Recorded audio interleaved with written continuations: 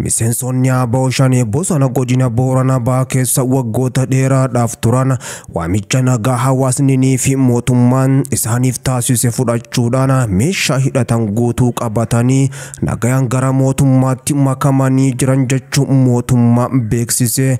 Marii fi marabbaa waboo fi mootummaa jidduutti akka gaggeeffamu eegamaa ture waan hafaa jiru fakkaata.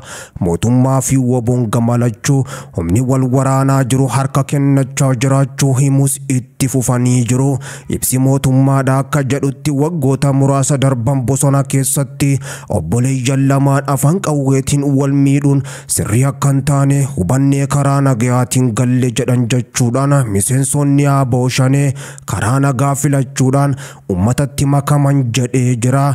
Waboon giddu galeessa mootummaan kanaan dura karaa nagaa galanii jiran jechuun akkuma amma waboon zoonii kibbaa karaa nagayaa harka kennatanii galan jedhus zoonii giddu galaatti lolli ulfaataan osoo hin dhaabbati waboo fi mootummaa jidduutti meeshaalee gurguddoon hammaachuun akkuma itti fufetti jira. Hammachuu qofaa miti wal waraantichi lafoo fi qilleensarraan jabaachuudhaan deemaa jira. Amma mootummaan waboon zoonii kibbaa ijoolleen jalgammachuu abbooyyee karaa nagaatiin galan jedhus itti aanaan ajajaa olaanaa ABO jalgammachuu abbooyyee humni isaanii lolatti jiraachuu imanii jiru. Mootummaan gama isaatiin ammoo gareen ABO shanee harka laachuun karaa nagayaa gale kun nageenyi bu'uura jireenyaa ta'uu hubachuudhaan miidhaa maatii gidduu ture hambisuun faayidaa biyyaa fi naannootiif wabii ta'us dubbatee jira kan jedhe.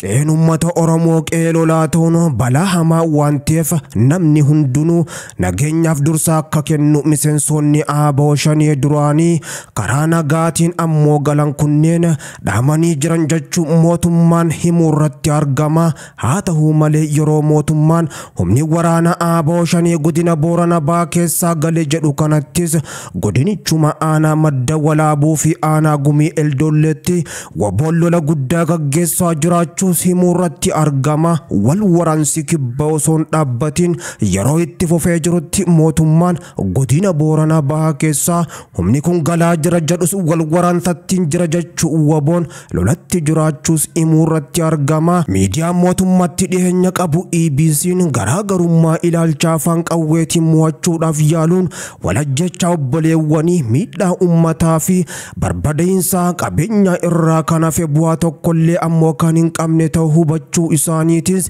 EBC'tti himanii jiran jechuudhaan gabaasee jira. Miidiyaan kun gareen ABO shanee jedhamu kun mootummaan waamicha nagaa taasisuus akka itti fufuu fi warreen bosonatti hafanis nagaa uummata isaaniitiif jecha akka deebi'an dhaamsa dabarsanii jiran jechuudhaan miidiyichi kan gabaase.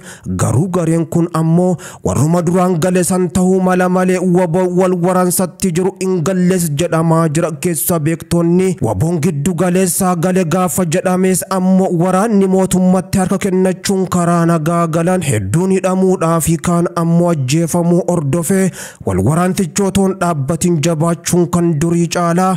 Ajajaa waraanichaa kan giddu galeessaa haaraan bakka bu'uudhaan waraana jabeessuun mootummaa wajjin gaggeessuu kan itti fufe. Inni zoonii kibbaa kunis ammoo akkuma kan giddu galeessaa ta'uuf waan deemaa jiru fakkaata.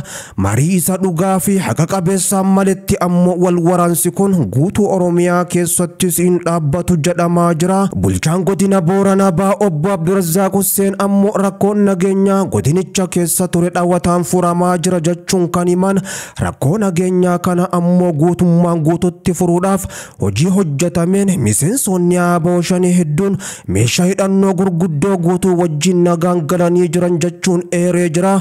Rakkoo nageenyaa naannoo Oromiyaa fi akka biyyaatti jiru furuudhaaf mootummaan irra deebiidhaan waamicha nagaa taasisaa turuun isaatis ni yaadatama jechuun EBC'n kan gabaase. Garuu gareen gale jedhame kan ABO shanee kun ammoo miseensa garichaa zoonii kibbaa ta'uu himanis haga ammaatti waboon ammoo humni kun kasaa fi kansaa ta'uu dhabus osoo hin mirkaneessin jira.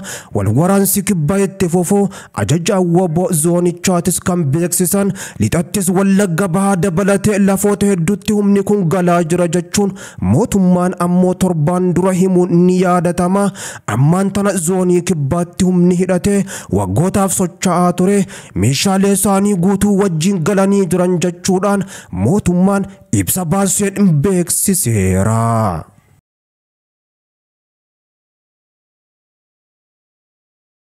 Gama biraatiin waraanni bilisummaa Oromoo waboon zoonii lixaa godina Baha Wallaggaa aanaa Saasigaa fi akkasuma zoonii kibba Baha Arsii lixaa aanota hedduu keessatti wal waraansa guddaa humnoota mootummaa wajjin gaggeessaa jiraachuu beeksisee jira.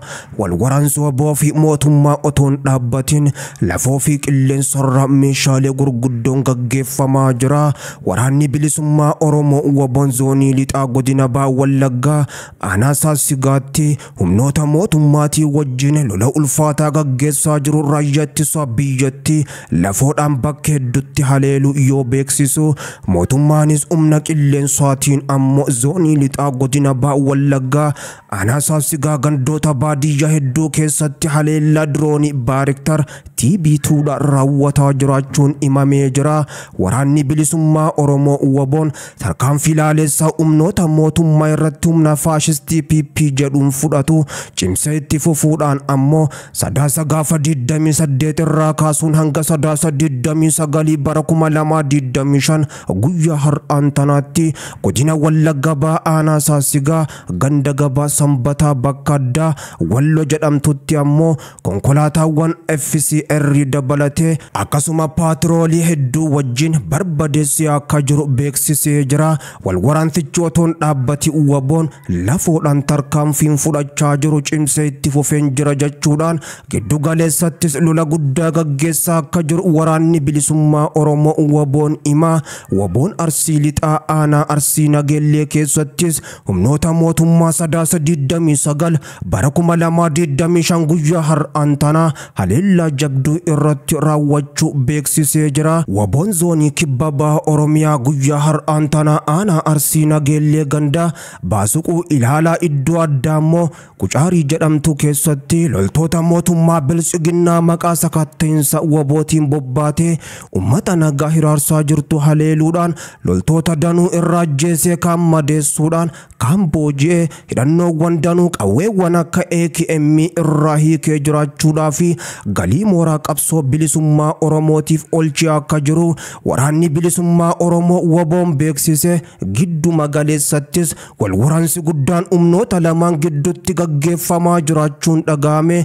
Godina Baha Shaggar aanaa Lumee dabalatee gandoota hedduu keessattis wal waraansi ulfaataan humnoota lamaan gidduutti gaggeeffamaa kan jiru waboon ammoo yeroo mootummaan humni kun galaa jira jedhutti tarkaanfii fudhataa jiru jabeessee goleelee Oromiyaa keessatti haleellaa diina irratti gaggeessaa jiru itti fufuu yoo beeksisu mootummaan ammoo giddu galeessa lixa Shaggarii fi akkasuma gama biraatiin lixa biiftuu Wallagga Bahaa fi zoonii kibbaa keessaa humni kun galaa jira jedhus aaboo waboon tarkaanfiiwwan jajjabduu zoonii lixaa fi zoonii kibbaa fi akkasuma kibba Baha Oromiyaa keessatti fudhataa jiruunis humna diinaa barbadeessaan jira. Du'aa fi madoon adabee hidhannoowwan gurguddoo irraa hiikuudhaan lafa danuu bilisa baasuun diina naasisee sabatti abdii horeen jira jechuun injifannoo guddoo argachuun duratti deemaa akka jiru waraanni bilisummaa Oromoo waboon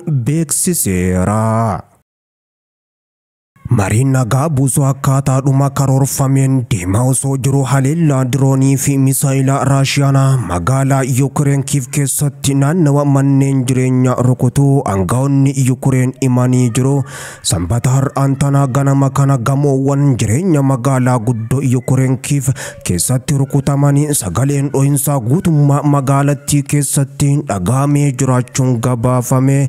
Kantiibaa magaalaa Kiiv Veetila akka jedhanitti namoota afur haleellaa kana madaa'anii hospitaala geeffaman. Afur keessaa tokko daa'ima waggaa 13 kan jedhan haleellaa kanaan lubbuun nama tokkos darbee jira jechuudhaan himan. Taateen kun ammoo yeroo pirezidaantiin Ameerikaa Doonaald Tiraamp karoora nagaa baasanii biyyoota lama walitti fiduudhaaf dhiibbaa gochaa jiranitti ta'uun isaa gabaafameera.